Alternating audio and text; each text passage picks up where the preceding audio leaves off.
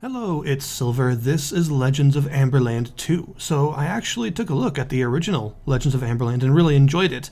And I gotta say, even more than the original, this game really feels like it could have come from the 90s. It feels very much like, it's clearly in the vein of games like Might and Magic and Wizardry, for instance, but in my opinion, what it feels mechanically and just sort of atmospherically the most like are the Gold Box D&D games.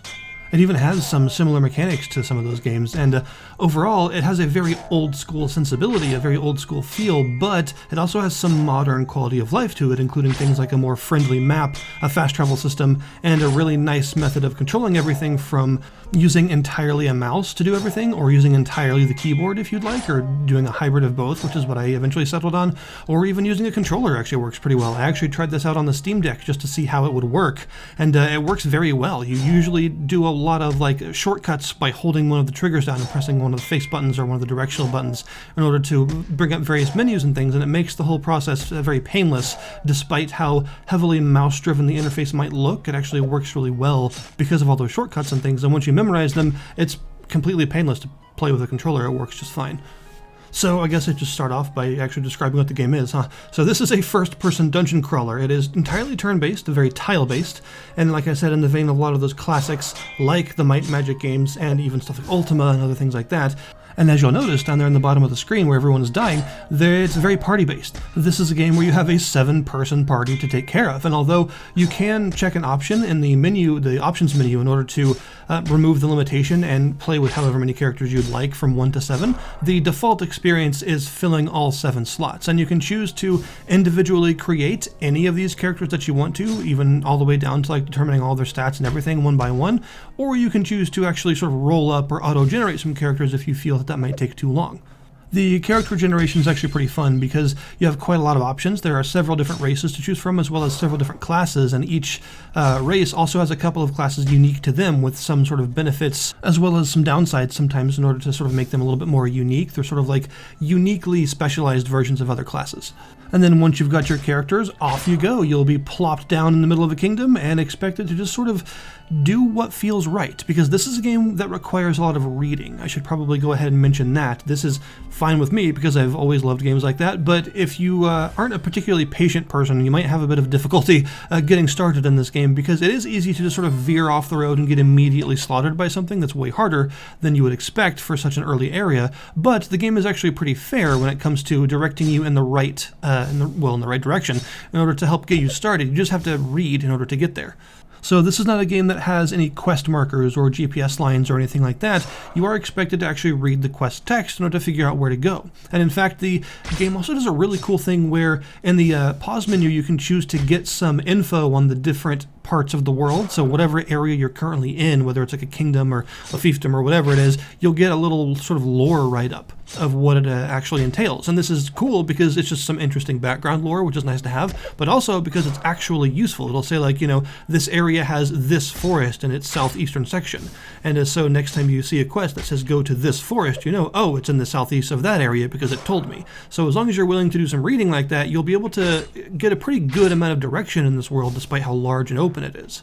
It'll start out pretty simple story-wise. You just have to, make some deliveries to some castles and talk to some important people, but eventually you will see that there's some sort of dark happening on the horizon, and you got to figure out what it actually is, and you'll start to delve into some ancient forests to find some even more ancient people to help tell you what to actually do, and then you'll be journeying to the 4 corners of the world to figure out where this instability is coming from and all this sort of stuff. So it is a pretty grand, sweeping adventure, but it starts off pretty humbly, just around a small kingdom with some simple castles and a couple of kings to tell you what to do.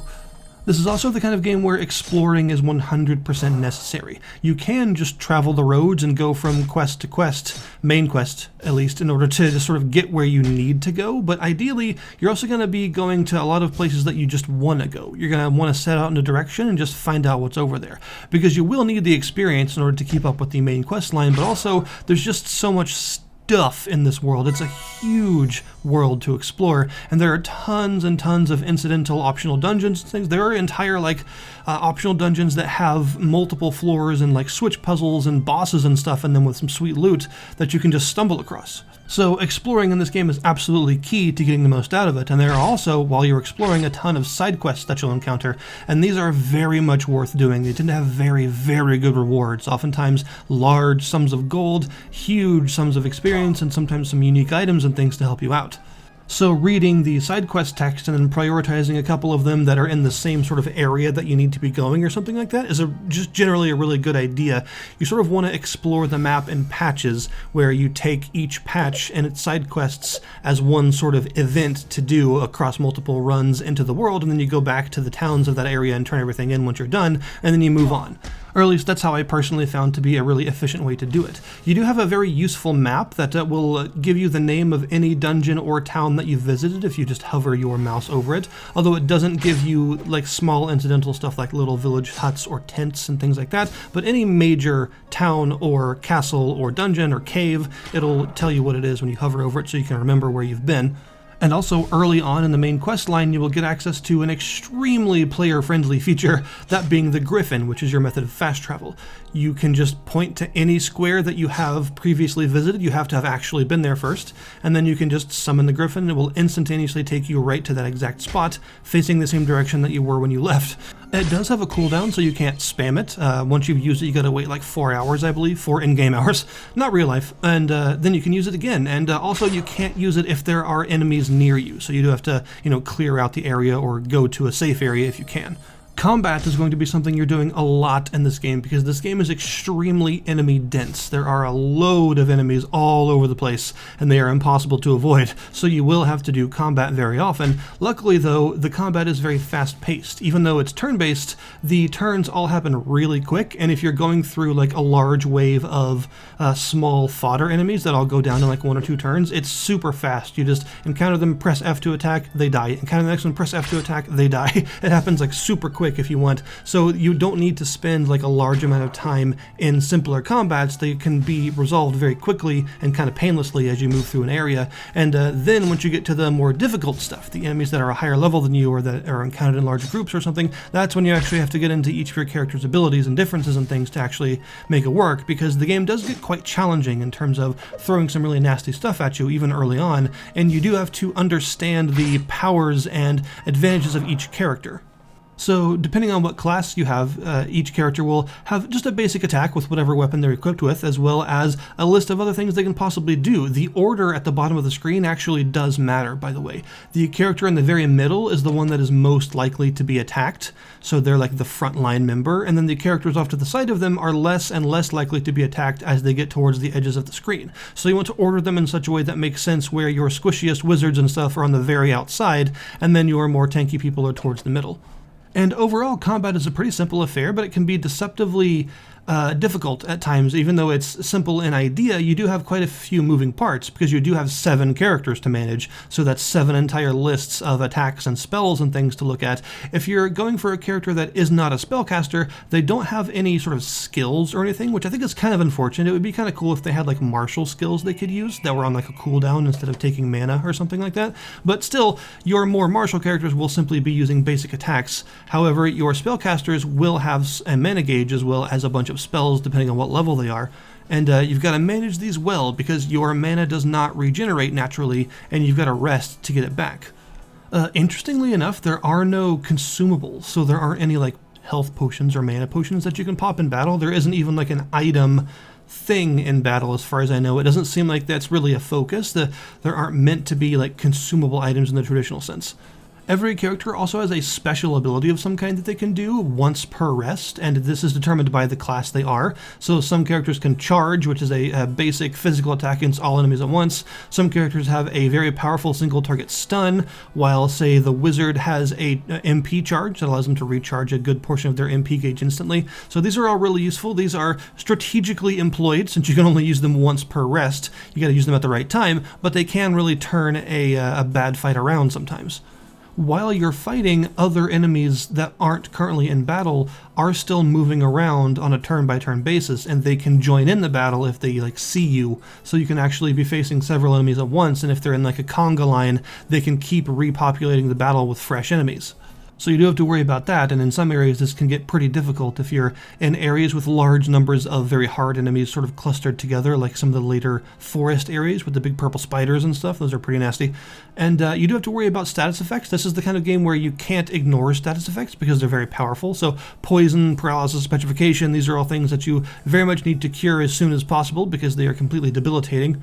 And also managing things like buffs, because you will likely have, say, like a bard or maybe someone with some sort of buffing spells or songs that you can use in order to actually improve your party. And there are several different buffs, and they're all really useful, from stuff like Magic Shield to improve everyone's defense, to the Inspiring Song that gets rid of everyone's fear effects all at once and stuff. There's a lot of really useful buffs, although you can expect in this game buffing spells to cost quite a lot of mana to use.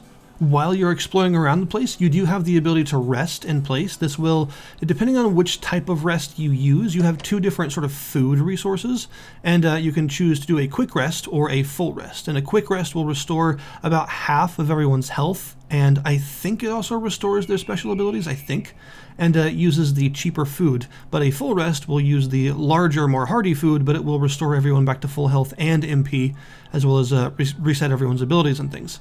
But you do, of course, have to be cautious because you can only rest in areas that are safe. So if you're too near enemies wandering around, you won't be able to rest at all, and you'll have to try and get your way back. There is a flee option that allows you to just break free of a battle and try and run away if it's going really bad. And the game is nice enough to give you the money and experience from monsters that you have killed, even if you don't finish all of them off. So if you kill like 4 monsters, but there's still a bunch in line and you're about to die and you flee, you will get the rewards from those 4 monsters as you escape. Experience is extremely important in this game. You want to be leveling up as often as possible because the enemies do get very strong very quickly.